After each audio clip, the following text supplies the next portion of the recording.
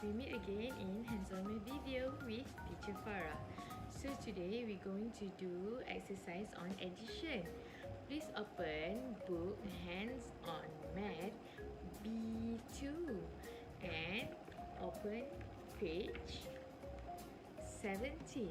We're going to do this exercise together. Children, today we're going to learn addition. Now I have 1, 2, 3, 4 caps of bottle, and I want to add on 1, 2, 3 caps of bottle. 4 plus 3 becomes 1, 2, 3, 4, 5, 6, 7.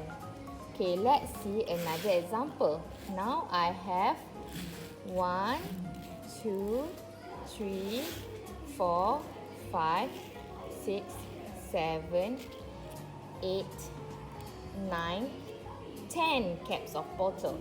And on this side, I have 1, 2, 3, 4, 5. 10 plus 5. Okay, so you will make a hole. 1, 2, 3, 4, 5, 6, 7, 8, 9, 10, 11, 12, 13, 14, 15.